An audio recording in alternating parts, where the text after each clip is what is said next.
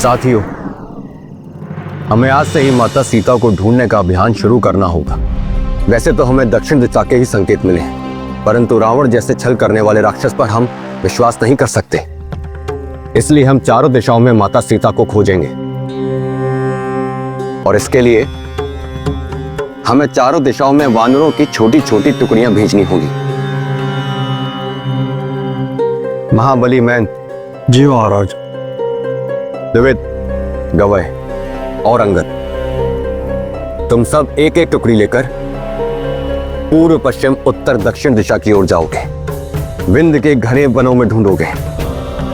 आगे यवन की भूमि, पहलका की भूमि और मलय द्वीप, उसके पार चाप द्वीप तक आप माता सीता को ढूंढेंगे।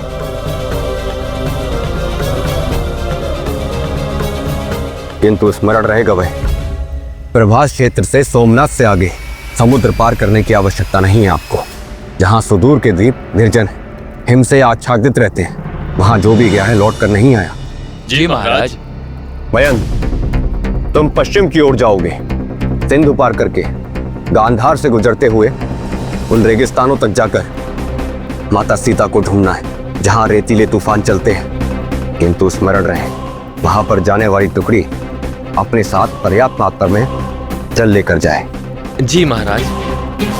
द्विविद, तुम उत्तर दिशा की ओर जाओगे जहां भूमि हिमालय की चोटियों से घिरी हुई है और उसके आगे कैलाश धाम, महादेव का निवास, और उससे भी आगे उत्तर कुरु के हिमाच्छादित प्रदेश जहां धरती नक्षत्रों तक पसरी दिखाई देती है। जी महाराज।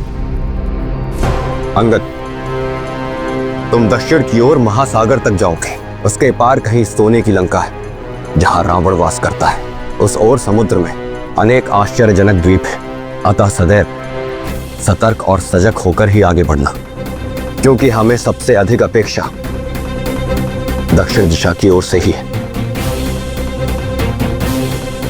अतः हनुमान, जामवंत जी, नल और नील तुम्हारे साथ ही जाएंगे। तुम कुछ अन्य वानर योद्धाओं को भी अपने साथ ले जा सकते हो। मुझे आशा है कि तुम सब अपना कार्य भली भांति करोगे।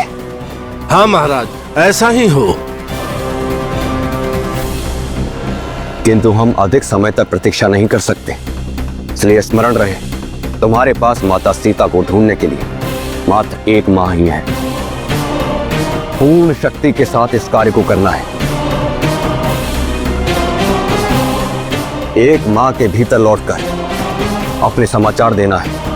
जो दल 1 माह के भीतर लौटकर नहीं आया, उसका नायक मेरे हाथों वध के योग्य होगा।